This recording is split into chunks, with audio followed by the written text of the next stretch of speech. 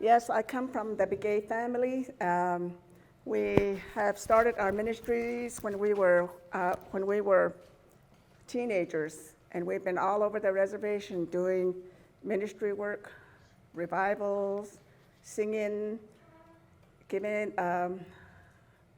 vacation Bible schools, and just going out helping people with whatever they needed. So that's where our ministry started, and I am thankful that Andrew, the late Andrew Begay, Russell Begay, Ray Begay, Wesley Begay, Raymond, Roy Begay, they were all a part of our ministry. Julia Redhouse, myself, Nancy, my sister Nancy, the younger sister, she's my young sister, but she's more mature than I am, so that I have to admit. She knows more than I do. So anyway, I want to give them credit. I want to be thankful for my family. So we had a singing group named the Exodus first, and then this was when we were teenagers. We departed for college, and when we came back from college, we started another singing group, which was the Kintlechini singing ministry. And we did the same thing. We were going out, and so ministry work is not new in our family. We were taught from the beginning as soon as we were baptized, we were taught to go out and help people. I have other family members who usually took part, and so with that, I really think that we were prepared for us to go out and to meet people, to talk to people. So when Nancy had an urge to go on the reservation to teach the Navajo Bible study, and so she mentioned that to Chuck, and Chuck said, okay, let's go. So we started by going to Ojo Amarillo, and we started knocking on doors. We give out the Navajo Native magazine from the Four Corners Children's Home.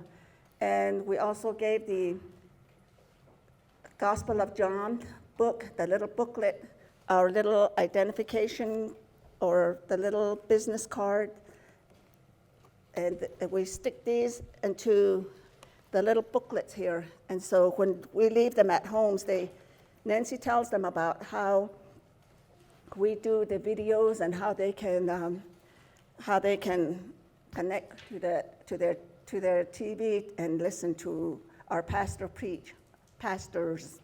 So that's what we've been doing. And this last time, not this past Monday, but the last 2 Mondays ago, we went to Ojo, and we found a lady that was really in need of prayer. So we talked to her for a long time. Pastor Chuck talked to another. He was right across the street, and we were invited into the other lady's home. So she told us about how she was suffering, and she had cancer too. And her bills were overwhelming because PHS would not help her pay the bills. And with that, you have to report 48 hours before to PHS if they didn't send you. That way they will help you. So I think that was where the problem came. She didn't report to PHS and within 48 hours. So now the bill is on her lap, and she said it was 2 years she's been trying to pay, and she's been cooking a native food and selling from her home. So as much as I wanted to buy something, I wasn't carrying cash. Nancy wasn't carrying cash. I think Pastor Chuck had $6, so he just donated that. So we told her that we were gonna come back maybe sometimes and buy something from her. So we prayed for her. She told us her story. We prayed for her, and we left her, and Pastor Chuck invited her to come to church and give her testimony too someday, and I hope she does come. And I plan to go back, and we plan to go back and visit her.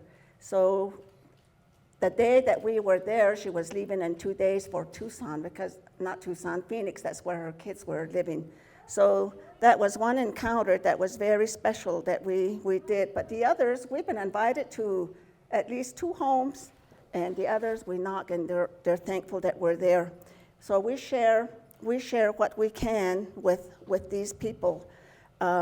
We have done how many homes?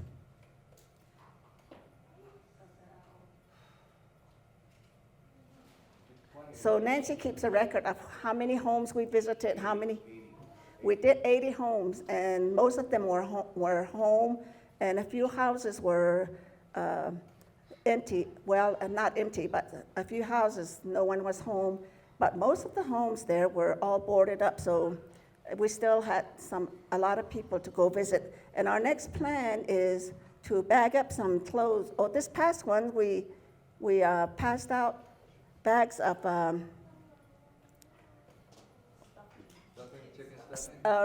chicken-flavored stuffing. So we passed a lot of them took 2. So for Thanksgiving and Christmas. So that's what we did, and that's what we do.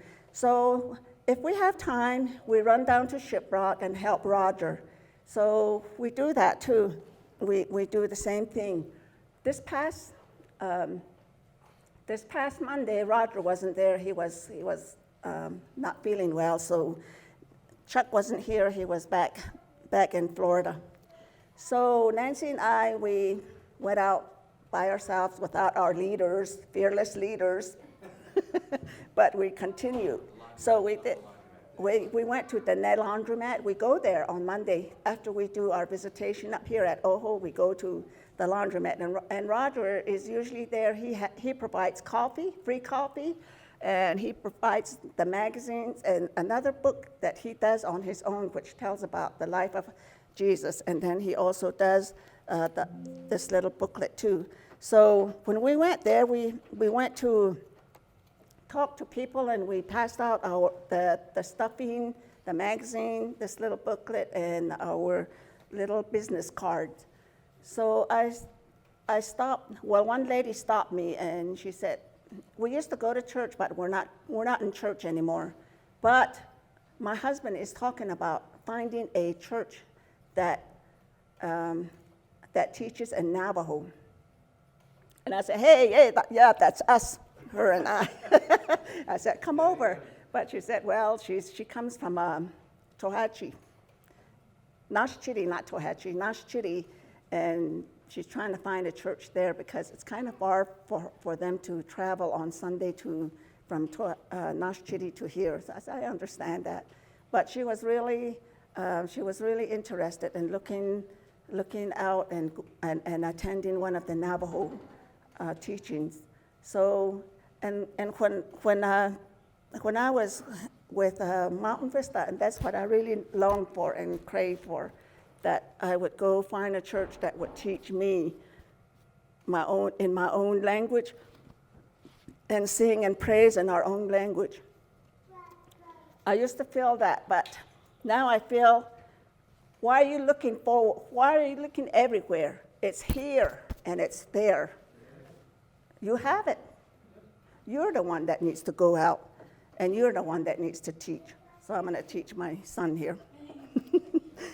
So that's what we've been doing.